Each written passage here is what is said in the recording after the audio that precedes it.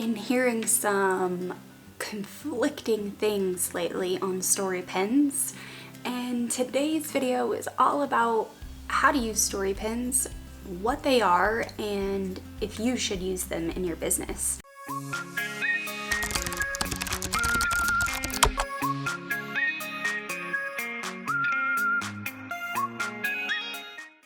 Now, with all of the conflicting information about story pins going around, you should use them, you shouldn't use them. Story pins in general have been out, I want to say, for about a year now. They were only available overseas for a while, and then 2020 came around and the United States got story pins. And then at one point, story pins you could link out and then you couldn't.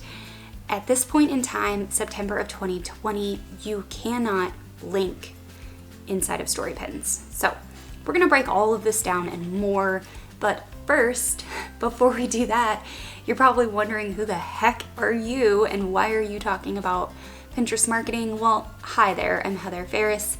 If you are new here, I run a Pinterest marketing agency and education company helping marketers just like you to succeed on Pinterest. I release new weekly videos every single Monday, so if you are interested in Pinterest marketing and learning how to grow your business using this platform, definitely hit the subscribe button because new weekly videos drop every Monday.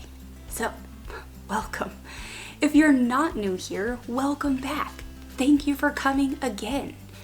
If you haven't subscribed, do it. Seriously, it's free. Anyways, enough of that. Let's dive into today's topic. So let's just start off at the top. What is a story pin? Well, much like Instagram stories, Pinterest has come out with its own version of stories. Essentially, you can tell a story in slide, one graphic after the next, and at the end, they simply give you this button to follow the person. Let me see if I can find one. Right at the top of my feed, because why not? This is a story pin, so you simply just click through. If you click, it just goes through, and then at the end, this is the screen that you get. You can like it, you can save it, and you can follow the person. So this is a story pin. You can't go anywhere with it though. Like, you literally cannot leave the platform with story pins. So a story pin is really designed and only beneficial for Pinterest. And that's the argument a lot of marketers are making, because they believe that Pinterest only created story pins after going public last year. Is they went public in second quarter of 2019, and then story pins were released in beta overseas in the UK and a few other countries in late 2019. And now here we are in 2020, and nearly every country has access to them now.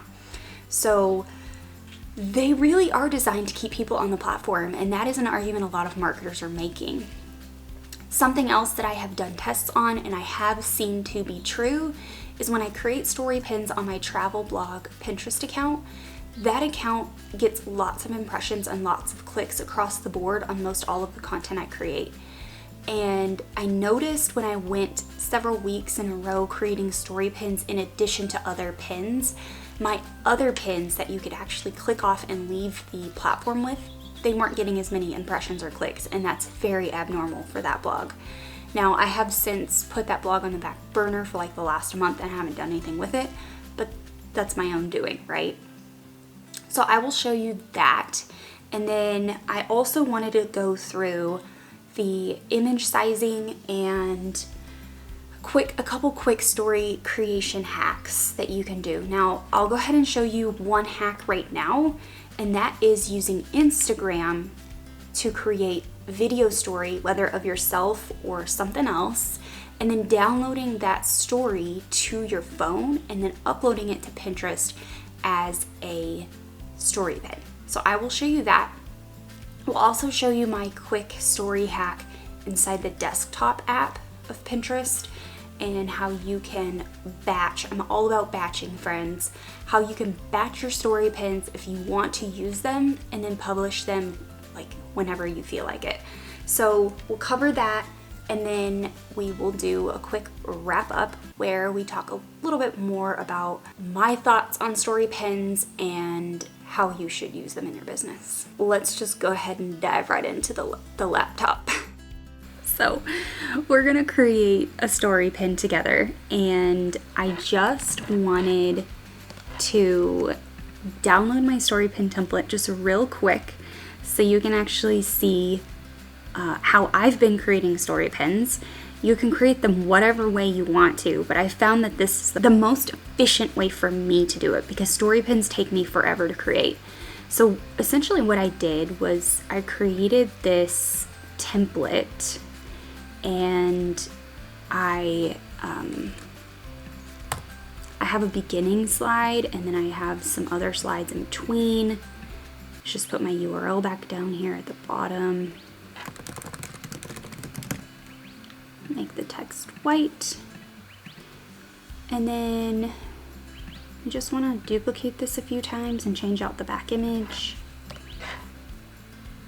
Let's just use a random photo. And then this one, just use this random photo. Not actually going to publish this pin, just so you know. So essentially in Canva, I come in and I create a Pinterest image that is 1080 by 1920. It's a 9:16 ratio. We're going to download this sucker into a JPEG format, and then we're going to upload it to Pinterest. I already have one here that you can see I uploaded 5 weeks ago. You have a cover slide, and then you have all of your pages throughout. So I don't want to actually play with this one. I do want to play with the other one though. Okay, create a story pin. Create story pin, and then I'm going to have to open up my zip file.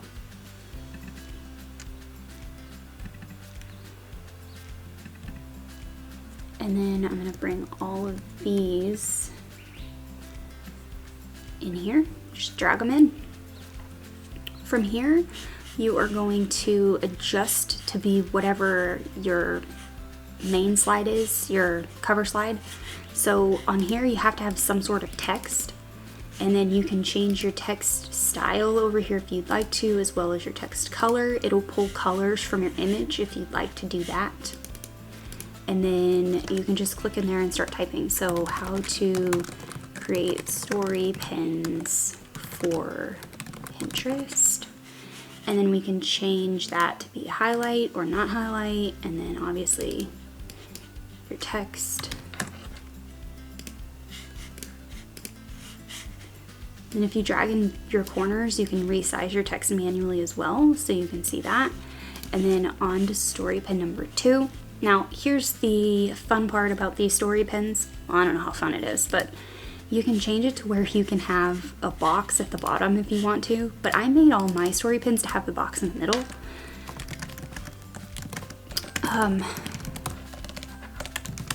Like that.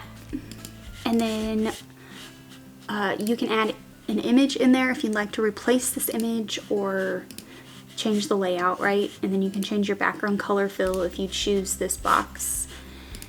In slide 3, you would do the same thing, and then slide 4 is my final slide, and this is my pre-designed call to action. Now here we're going to go to next, and you can pick a theme. At first, this was not an option, it was just blank, I guess. And then essentially you can write a description just like that.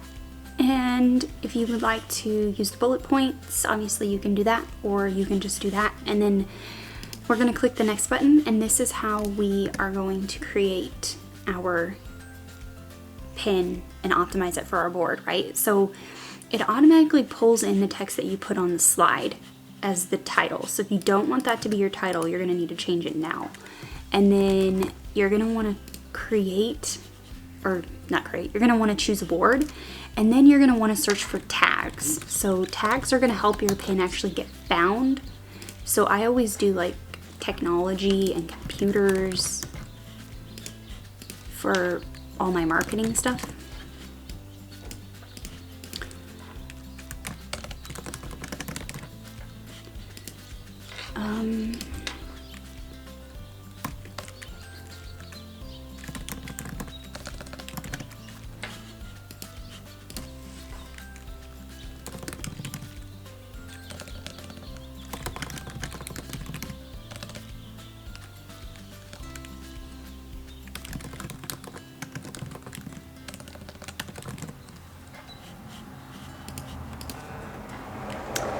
And that's basically it. I think you're allotted up to 10 tags, so go through and try to create or get as many tags on there as you can.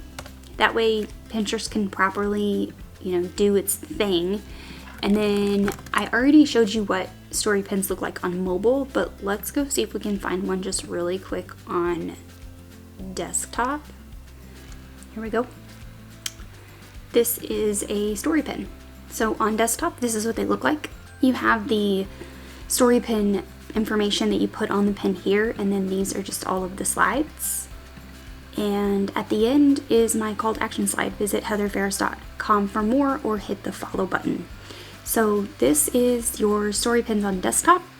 Now, one thing I did want to show you to save yourself some time is when you build your story pins. So essentially you could bulk create all of your story pins in one go when you create all of your pins for the month. If you do that, I'm all about batching. It saves me tons of time. So if I were to use story pins, I would definitely be batching it, and then I would upload each story pin one at a time, optimize it fully, and then in here, you can't save all of the tags and things on the last slide, but what you can do is actually click the X button and it'll save your draft. So you can bulk create all of your story pins in one go, optimize them, and then just go ahead and optimize your description that you're going to add to it and save it on your computer somewhere or in a Google Drive or something like a Google Sheet, and then upload all your story pins to Pinterest, and then you have a quick copy paste. You could even make a list of all of the tags that you plan on using, so you can just quickly type them in. And then when you're ready, you simply come into the story pins on your desktop. Now you cannot access desktop story pins from mobile. It's not an option right now, but you simply just come in and you click through and you publish it. And you could do this once a week if you wanted to, or however often you see fit. Let's do mobile. So I'm on my mobile device and we are going to create, we don't even have access to story pins on this profile. We must switch profiles. Okay, we are on a profile that actually has story pins now, so you'll see them in that, and then you choose whatever one you want. And let's just say I was going to create story pins out of my office decor that I was putting on Instagram this weekend. And sometimes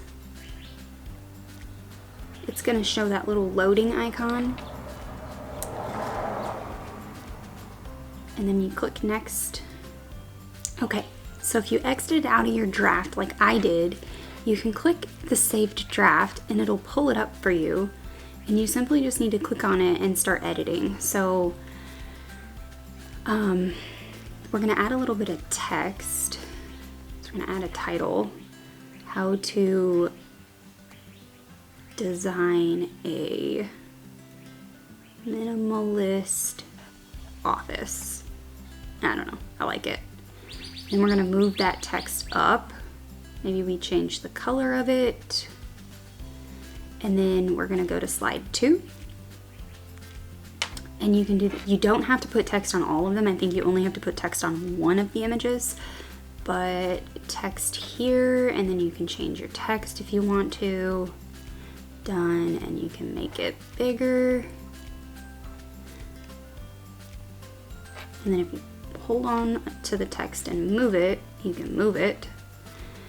And then you can just do that for each slide. And then on the final slide, you can just put your call to action, like visit me at heatherferris.com for more. And then this light is dark, so we want to make this light. Right? Like that.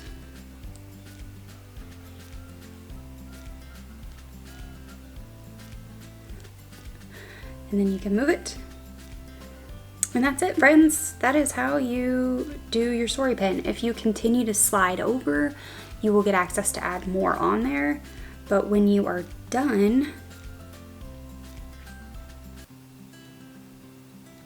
you simply come back to this screen and hit the next button, and you can begin optimizing it for your board, your description, and your title. So you just go ahead and select whatever board you want it to go to, and then put your details in there.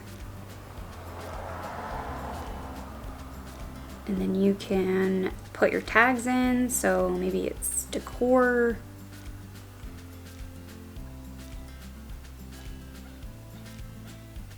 You know, whatever those tags are, and then you click the publish button and you're done. You can also save these on drafts by clicking leave story pin. And then if you click the story pin button again, it should ask you to open up your draft. You save draft, and it'll bring it right back up. Lots of information. There's always lots of information, right? It's information overload, and at this point in time, what I'm giving you is really just the information that you need to figure out whether or not you want to use story pins in your business. Now, I'm gonna go ahead and throw it out there and let you know that I'm personally not using story pins. I'm not using them for my clients unless they explicitly say they want to use them. But with the testing that I've done and the results that I've seen where I'm publishing story pins and regular pins at the same time, and my regular pins aren't getting views or clicks and my story pins are,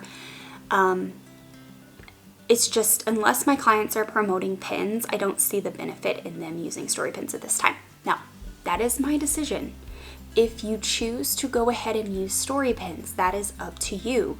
A couple benefits of story pins are increased reach of your pins. In that first 24 hours, they seem to get some inflated numbers, but I mean, you do get a little bit more reach, and engagement, which Pinterest also rewards. So it's balance, right? I would rather get engagement on regular pins that people can leave the platform. That's the whole purpose.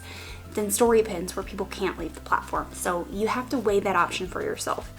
Now, something else I will say is story pins seem to take a while, maybe it's just me, for me to make. And I can whip out a regular image no time because I understand what I'm doing with those and the purpose of them.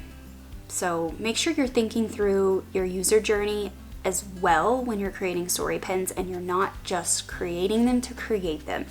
We are never just creating something to create it. There has to be a reason behind it. There needs to be a purpose behind it. So if you enjoyed this video and you found any value in it at all, I would love it if you would give me a like, throw it over to one of your friends and let them watch it, and subscribe to the channel. I publish weekly videos. If you feel so inclined to subscribe to the channel, welcome friend. So happy that you're here, and I will see you right here next week.